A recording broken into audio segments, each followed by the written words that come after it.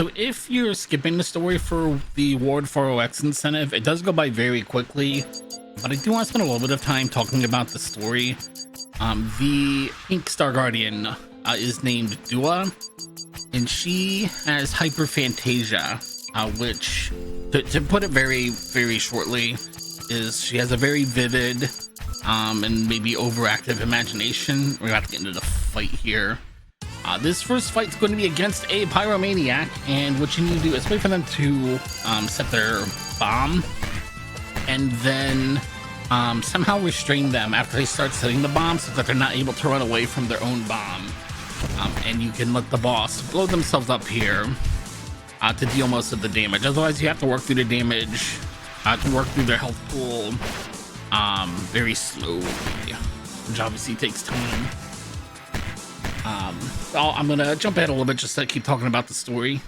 Dua's hyperphantasia comes into play in the main story when a device that can transform your memories into like solid holograms, if that makes sense, kind of like Red Dwarf style, but it can turn your memories into solid holograms.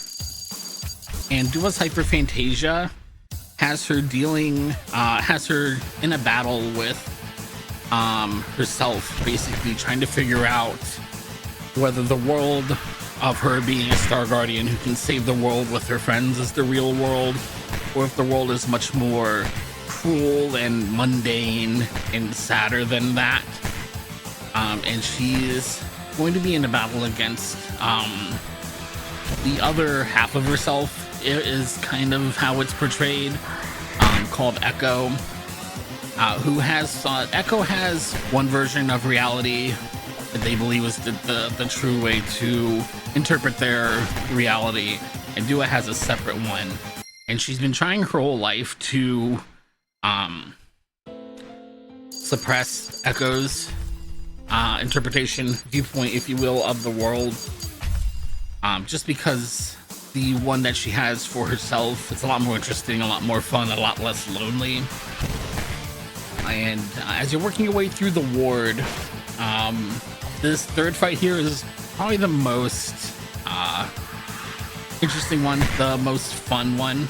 The boss you want to fight here is the doctor in the middle. He only has one hit point. You'd think it'd be pretty easy, but the guards are going to body block any damage. And if the guards are down, the doctor is just going to auto dodge, just perfect dodge all of your damage. So what you're actually trying to do is continually knock down the guards or debuff the guards so that the doctor has to spend their skill points rezzing the guards, healing them, buffing them back up, things like that. When the doctor's out of skill points, he won't be able to dodge anymore, and he'll just fall over and die of a heart attack. So that's the strategy here, is to keep knocking the guards down over and over and over again until the healer runs out of mana, basically, is one way to look at it.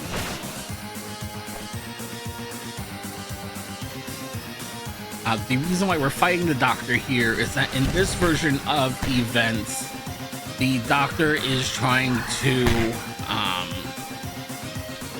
kidnap. It is implied he's going to perform experiments on our green-haired friend Viri, who either is or at least believes that they are an alien from another planet, and we are trying to defeat the doctor so that we can all escape Ward 4OX and go on to live a normal life outside of the cell walls here. Hopefully one where we can be free of the doctor and whatever his evil machinations are, and can try to find some sort of sense of normalcy and go back to and live a what Dua believes to be a pretty mundane, boring human existence compared to the one that she at least starts out the game believing that she lives in. I wish she can be a Star Guardian. She has all of these powers and has a alien friend from another planet, and can save the world, and is about to meet a cute alien cat girl. That's obviously a lot more fun, a lot more interesting to her. And The last part of Ward 4OX, and I'm jumping ahead a little bit, but the last fight is going to be a duo against Echo again. That is kind of what kicks off the chapter. If you get defeated by Echo the first time you fight, I guess her is the appropriate term here. First time you fight her, you kind of succumb to the other side of you.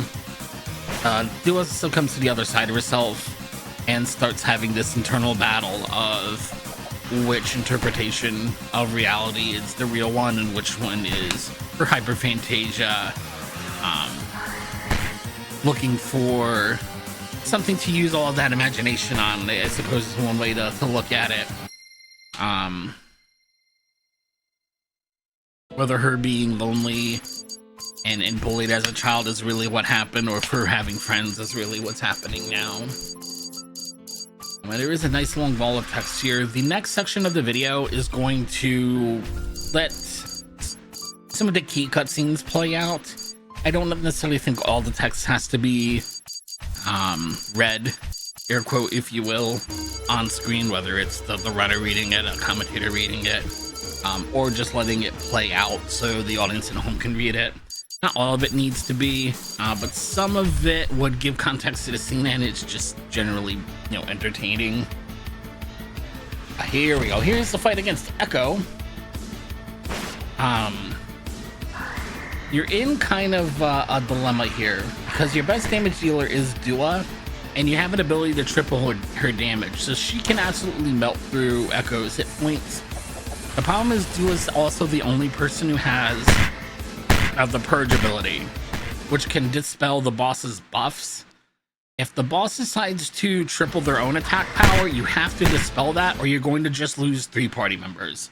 She's gonna swing 3 times with triple attack damage and just one-shot 3 of your party members, and you're really gonna struggle to recover from that. On the other side from buffing herself, Echo also, you can see, can stick your party members with a ton of different debuffs. If your party members are deaf, you'll hear that the music and the sound effects all actually do stop.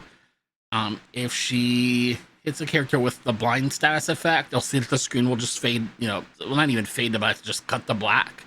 And of course, you won't be able to deal any damage that way. And I believe mute means that there are certain abilities that you're not able to use while you're muted. So you're really hoping for the RNG to give you the chance to have Dua deal damage. If she's stuck on dispelling duty every turn, just turn after turn after turn, she can't deal damage. This fight gets significantly longer, and this fight actually is a pretty long run. This would not be saving time in my PB, that's for sure. Nowhere close. And you can see even when Dua was able to deal damage, I wasn't able to pair it with the damage boost, unfortunately. So as far as RNG is concerned, this fight goes pretty slowly in this example. But even so, I'm not in any danger of like a game over or having to repeat the fight or anything. And even if something does go wrong, you don't have to watch any of the cutscenes again. You can just try the fight again. There's a little bit of extra text to match through, and then you just start the fight over. It's not the worst thing in the world. For the games I've been speedrunning lately, this is pretty forgiving of you if you do something wrong and get a game over. Versus something like Live Alive, or if you game over in the last boss fight, you got like 15 phases of boss fight to do over again. This one's a lot more generous. And then once Echo's in crit hit points here, like even now, yeah, it's yellow text. It's just kind of hard to see on my third monitor here. Once they're in yellow text at crit hit points, 1 triple damage Aurora Neon will finish the boss off, but you still got to get it set up. But at that point, you don't really have to worry about spelling as long as you can get your damage out. And that's it for the first section of the video. It's just going to be mashing through the text here very quickly. And then it'll scoot back over to the main story again. And this is where it'll connect up with the any percent run. After a little bit of extra text, it's the same thing. And the next section of the video is going to show off some of the extra cutscenes. It'll go into a little bit more detail of what I was saying about Dua's hyperphantasia And in the last section of the video is just all the text, letting it all play out. So you can determine how much or little of this bonus content you'd like to add to the marathon.